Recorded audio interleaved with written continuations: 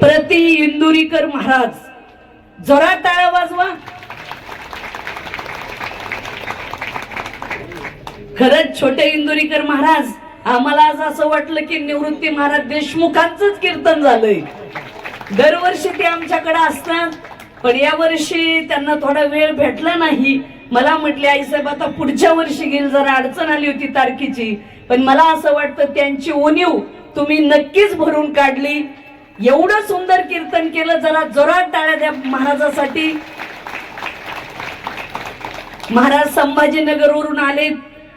मला असं वाटतं छोटे इंदुरीकर महाराज, तुम्ही भागवत धर्माची भगवी पताका घेऊन धर्माचा प्रचार आणि प्रसार करतात.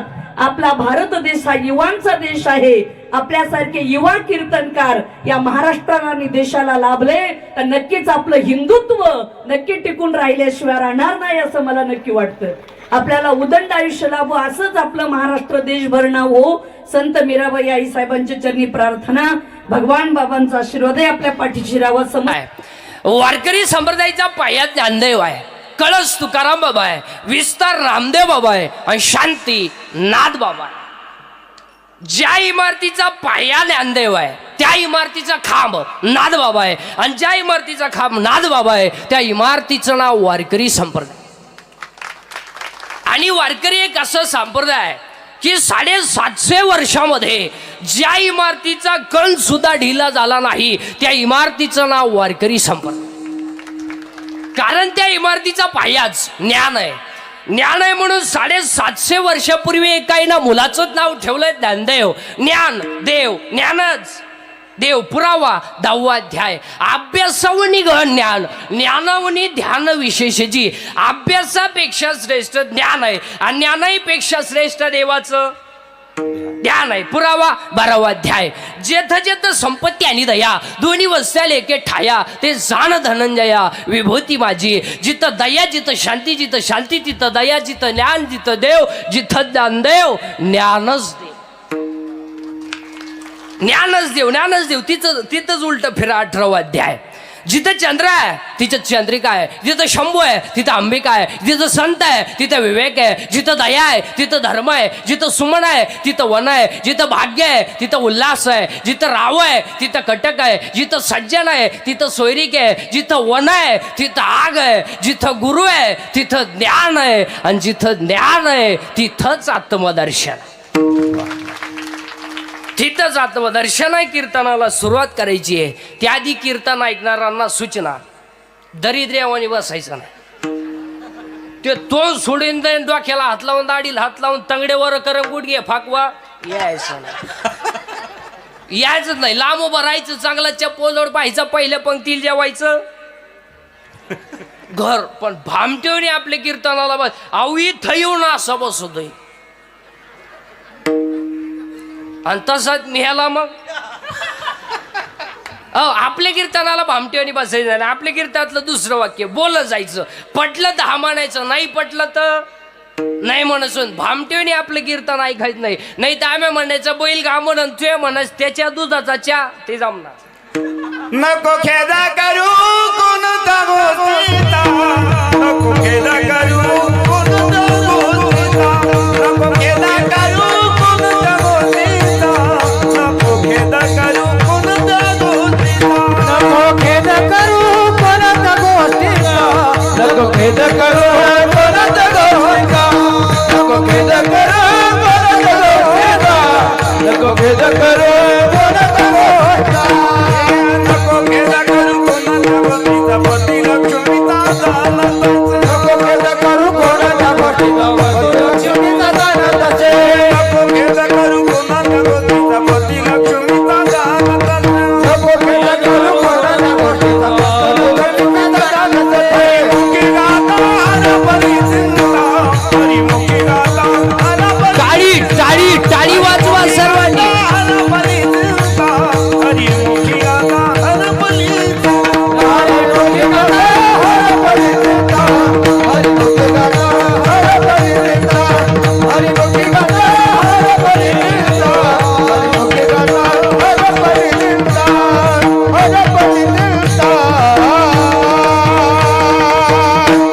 चिंता बिंता करायची नाही. बरं चिंता करायला आपल्या हातात काही नाहीच तर चिंता करून करायचं काय? अहो हसत खेळत जगायचं, राहायचं तरी किती दिवस आहे? हसत खेळत जगायचं. आणि हसणे ईश्वराने दिलेली देणगी आहे. जी माणसं मोठ्याने असतात ती सज्जन असतात आणि जी गालात असतात प्युअर मुक्या माझाचे असतात. लय धोकादायक. जी माणसं मोठ्याने बोलतात ती आतून बाहेरून निर्बळ असतात, पण जी हळूच बोलतात लफडेबाज असते. जी माणसं तब्येती जास्त असतात ती डोक्यात कमी असते. म्हणजे ज्या भैमुगाला पाला जास्त असतो त्याला सांगा. असं असणे ईश्वराने दिलेली देणगी आहे. आपल्या आयुष्यातला सगळ्यात मोठा अपमान, सगळ्यात मोठा, कॅमेरावाला आपल्याला हस म्हणतोय. ज्या दिवशी आपल्याला कॅमेरावाले म्हणले ना स्माईल, त्या दिवशी आपण फाशी घ्यायची. काय अहो ते आपल्याला म्हणते स्माईल, आपण व्हायचं हे हे हे. हसणे ईश्वराने दिलेली देणगी आहे. हसलं पाहिजे. अहो काही माणसं इतकी दरिद्री आहेत माणूस काना त्या पण हसत नाही. हसलं पाहिजे. हसणे ईश्वराने दिलेली देणगी आहे. आणि चिंता बिंता करायची नाही. चिंता बिंता करायची नाही. आणि चिंता करायला आपल्या हातात काही नाहीच तर चिंता करून काय उपयोग नाही. बरं काय आपल्या हातात आहे? अहो इलेक्ट्रिकच्या दुकानात गेल्यावर बल्ब विकणारा म्हणतो किती दिवस वापर बदलून देईन. अहो ही बल्बाची गॅरंटी आहे, बल्ब विकणाऱ्याची काय गॅरंटी? पैसे मोजतानाच मी ह्याला.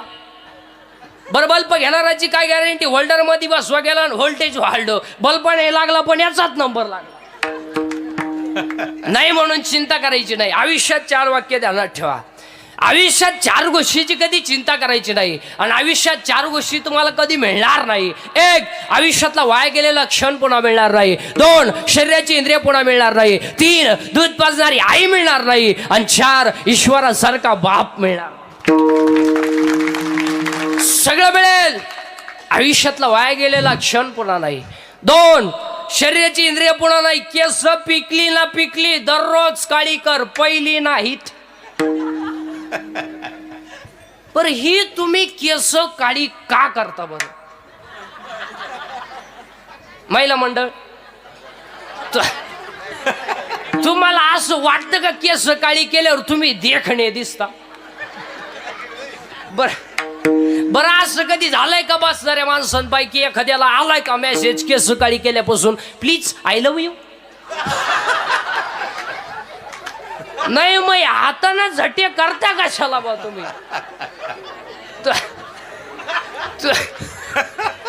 ए 2. शरीराची इंद्रिय पुन्हा मिळणार नाही. 3. दूध पाजणारी आई मिळणार नाही. आणि 4. ईश्वरासारखा बाप मिळणार नाही. आई बापांवरती भाषण नका करू. आई बापांवरती कथांग कादंबऱ्या नका काढू. आई बाप सांभाळायला शिक. हो अरे ज्याचं शाळेत कॉलेजला व्याख्यान आहे त्याचीच आई वृद्धाश्रमात आहे.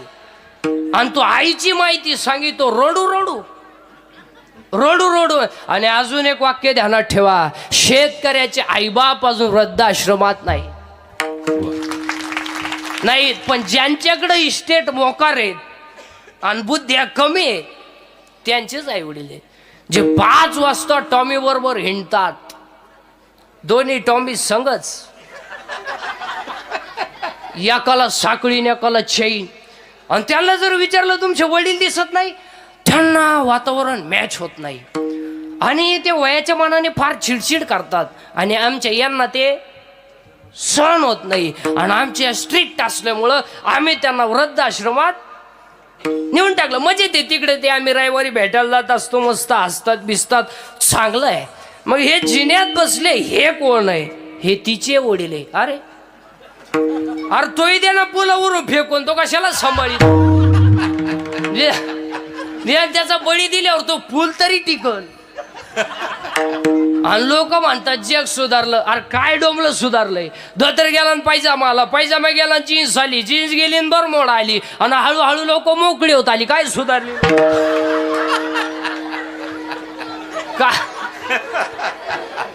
काय आता इथवर तर आलंय, अजून हित बरोबर सरकलं म्हणजे आला महात्मा.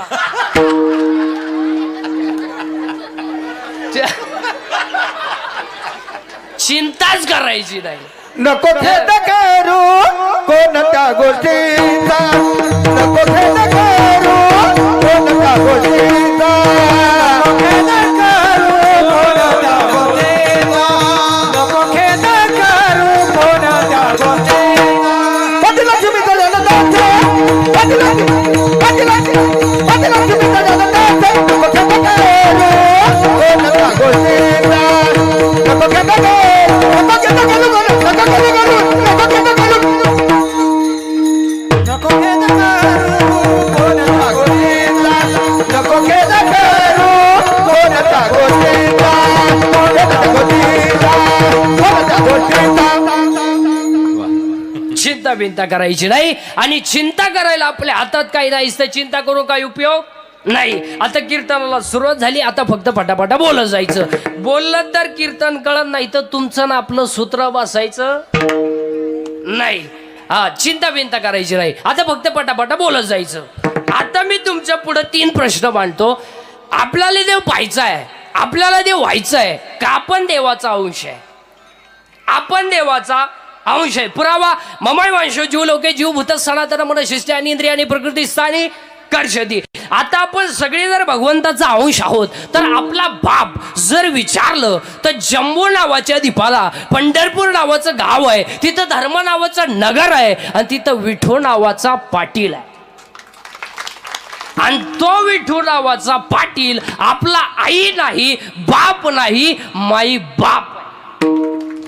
म्हणजे आई तोच आहे आणि बापही तोच आहे. आता तो विठू नावाचा पाटील जर आपला माईबाप आहेत, आपण जर त्याची लेकरं आहोत, आपण त्याची लेकरं नाही, आपण त्याचा अंशच आहोत, तर आपण देव का नाही? खाजवा डोका आता. आता तो विठू नावाचा पाटील जर आपला माईबाप आहेत, आपण जर त्याची लेकरं आहोत, तर आपण देव का नाही? तर उत्तर आहे, आपल्याला आपण देव आहोत याचं ज्ञान. आता आपल्याला गरज कशाची आली? ज्ञानाची. ज्ञान आलं का आपण देव होणार. आता देव का नाही? तर ज्ञान नाही. आणि सगळ्या लोकांकडं नेमकं ज्ञान आहे, सगळ्या लोकांकडं. गाडी बंगला पैसा, इतका पैसाही लोकांकडं. 10व्याला पेटवलं तर श्राद्धापर्यंत धोर निघल. पैसा आहे, ज्ञान नाही. पटकन महिला मंडळ, एका स्त्रीला साधारणपणे किती साड्या असाव्यात?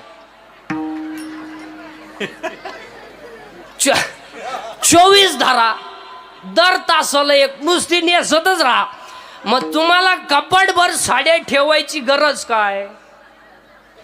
तुम्हाला गॅरंटी आहे का सगळ्या फाटेपर्यंत तुम्ही राहशाल? नाही. मग आपल्याला साड्या किती असाव्यात एवढं सुद्धा महिलांना ज्ञान. ज्ञानच नाही ना.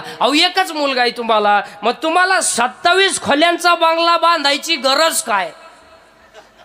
तुम्हाला का 26 सोना आणायच्या का प्रत्येक बेडरूम मध्ये एक? नाही. मग आपल्या पोऱ्याला बंगला केवढा असावा एवढं सुद्धा त्याच्या बापाला ज्ञान आहे. ज्ञानच नाही ना. ज्ञान नाही. 2 जणांची मारामारी झाली, दोघंही पोलीस स्टेशनला गेले.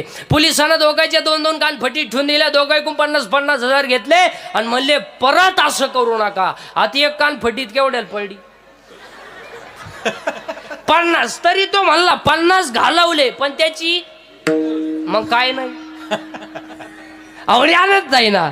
ज्ञान नाही. मग आपल्याला देव पाहायचा नाही, आपल्याला देव व्हायचं आहे. देव व्हायला ज्ञानाची गरज आहे. मग आता ज्ञान यायला काय लागतंय? मग ज्ञान तुम्ही म्हणाले शाळेतलं ज्ञान हे सोडून द्या. हे ज्ञान MA सोडून द्या.